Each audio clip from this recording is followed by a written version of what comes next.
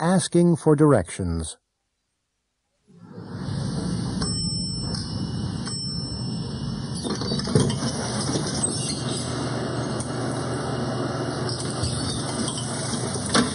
Good morning. Can I help you? Yes.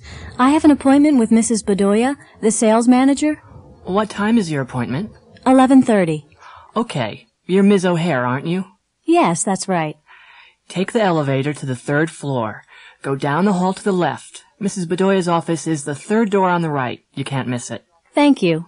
Don't bother to knock. Just go right in. She's expecting you. Excuse me. Yes? I'm lost. Is this the way to Disney World? Well, you can get there this way, but it's not the quickest route. Oh, no. Well, can you tell me the best route? Sure. Turn around and go back to the expressway. Turn left and go on until you get to the interstate. That's the I-4. The I-4? That's right. Turn left on the interstate and follow the signs for Tampa. That's I-4 West. You'll see signs to Disney World after a few miles. It's exit 26.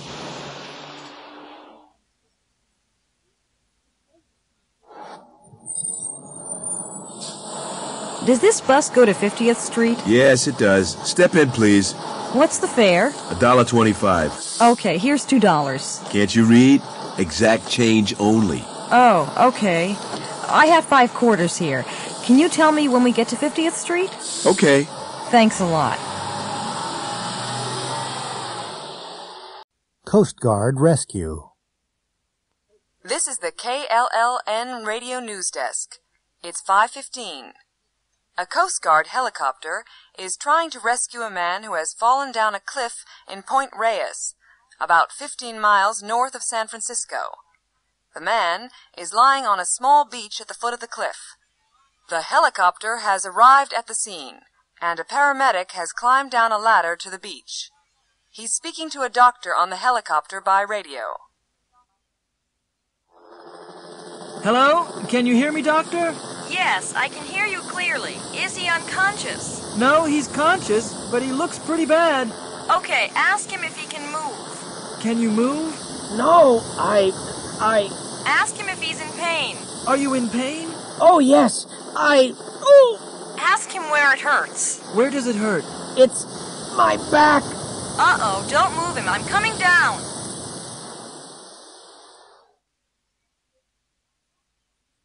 Bob Atkinson is the editor of the Daily Sun. He's sending a young reporter, Lois Gold, to interview the singer Duke Williams. Now, I've arranged an interview for 4 o'clock at his hotel. Ask him lots of questions. You know, ask him if he likes the city, ask him what his next record will be and when he recorded it, and ask him where. Ask him all the usual questions, but don't ask him how old he is, okay? UFO.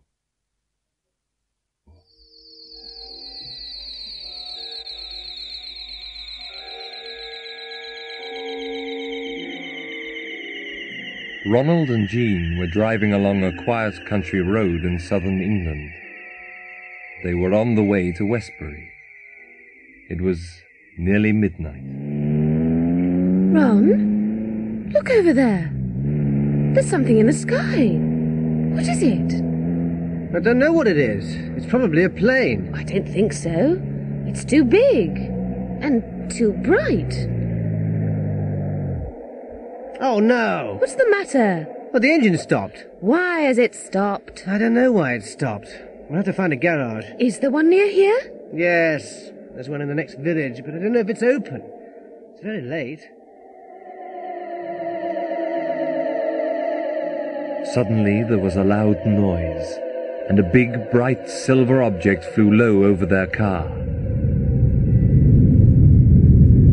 It stopped in midair, turned round, and flew back over their car. Then it went straight up into the sky and disappeared. Oh, Ron! What was that? Huh? Don't ask me. I've got no idea what it was. Oh, I'm frightened. Let's go? We can't. The engine isn't working. Oh, try it again. Well, that's strange. It's okay now. I wonder why it wasn't working. Oh, Ron, do you think it was a UFO? I don't know. I really don't. We should phone the police.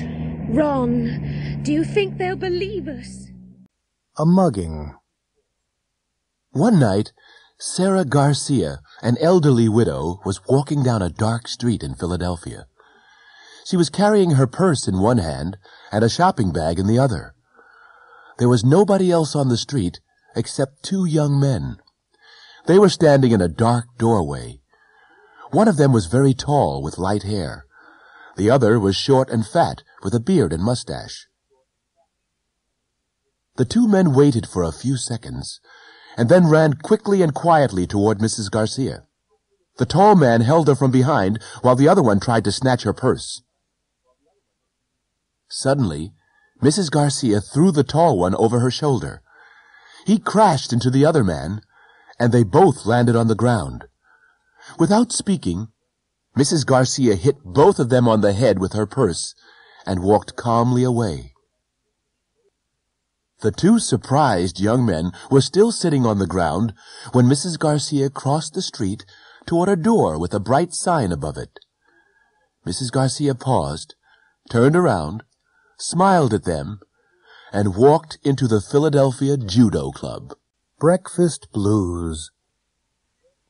Adrian! Adrian! What? Adrian, come on. It's almost 7 o'clock. Your breakfast's getting cold. All right. I'll be downstairs in a minute. Adrian, you haven't shaved. I know. I'll do it before I go to school. Well, don't forget. And you need a haircut. All right. I'll make an appointment after I finish school. And don't forget, write and thank your grandmother for your birthday present. Yeah, I'll do that when I get time. You'll do it when you get home from school. What about my homework? And I'm going out tonight. You'll do your assignment and write the letter before you go out. Where are you going anyway? Just out. Who with? A friend. Which friend? Just a friend from school. What's her name? Susie. She's in my math class. Well, I'll be out when you get home. You won't go out until your father gets home, will you? He forgot his keys. He left them on the table. Not again. What time will he be home? About 7:15. Why? Oh, no. I'm meeting Susie at 7:30. Well, you'll have to go as soon as he gets home. She'll wait. Will she? You don't know Susie.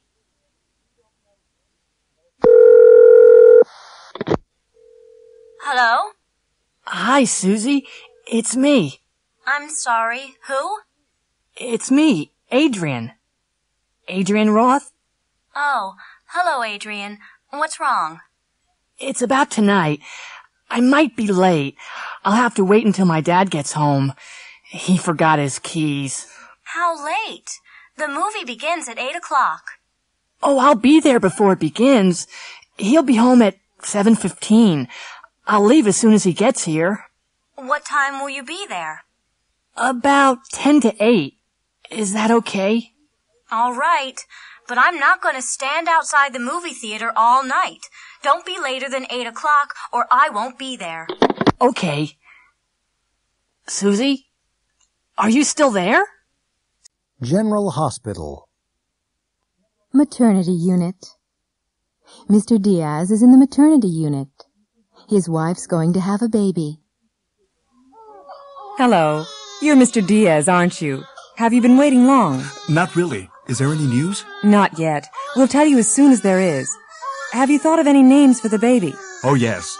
If it's a girl, we'll call her Lucia. And if it's a boy, we'll call him Francisco. Operating room. David Foster has had a serious accident. His wife's outside the operating room now. Mrs. Foster, I'm Dr. Yamamura. Oh, doctor, how is he? Well, I'm afraid we'll have to operate. Oh, no. He's always been afraid of operations. Don't worry. If we operate now, he'll be all right. Oh, Doctor, do you really have to? I'm afraid so. He's lost a lot of blood. If we don't operate, he'll die. East Wing. Ms. Wright has just arrived at the hospital. She's going to have a minor operation tomorrow. This is your bed, Ms. Wright. Oh, thank you, nurse. Now, get undressed and get into bed. There's a buzzer on the night table. If you press the button, someone will come right away. Oh, I'm sure I won't need anything. Well, don't forget, if you need anything, just press the button. Emergency room. Oh, how did this happen? He was playing soldier and he put the pot over his head. Now it's stuck. Have you tried to get it off? No, I'm afraid of hurting him. Yes, if we pull too hard, we'll hurt him. What are you going to do? Well, if I don't get it off, he won't be able to eat. Oh, no. I'm only joking. If I put some soap on his head, it'll come off easily. On the road. Lee, you can't park here. There's a fire hydrant. Oh, we'll be back in a few minutes. It's okay. Oh, no, it isn't. You'll get a parking ticket if you leave it here. No, I won't. It's 5:30. All the traffic cops have gone home. Oh, Lee. Yes? Is this your car, buddy?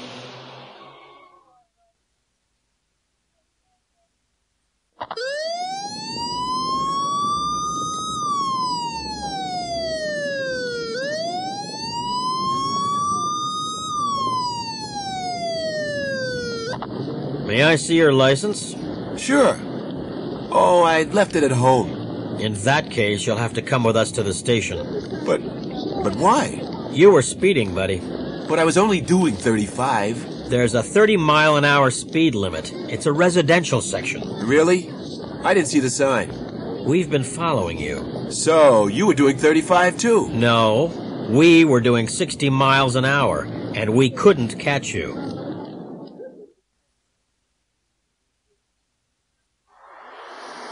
Hello, Turnpike Service Station.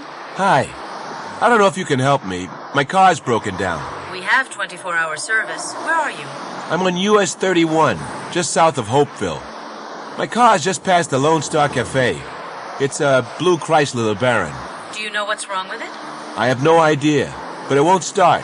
I'll send a mechanic out to you. She'll be there in about 15 minutes. Reservations. Glory Inn, Atlanta. Hi, this is Zoot Lambert, the manager of Titanium. You know, the band. I want... Please hold, Mr. Lambert. I'm putting you through to the reservations manager. But... Mr. Lambert, this is Lauren Perry, the hotel manager. Oh, yeah? Well, I need 5 rooms for Friday night. That's the 15th. I want the best rooms in the hotel. Sorry, I'm afraid I cannot accept your reservation. Now, look, we always stay at the Glory Inn. I know that, sir. Last time you were here, we had a number of complaints from other guests. You mean they don't like long-haired rock musicians? That's not the problem, sir. The band used bad language in the coffee shop and threw 2 TV sets into the pool. Yeah. Well, they'll be more careful this time. I'm afraid that's not all, sir. You haven't paid the account for the last time yet. I'll put a check in the mail. Please do. So, what about our reservation for Friday? I'll answer that very simply, sir. No way!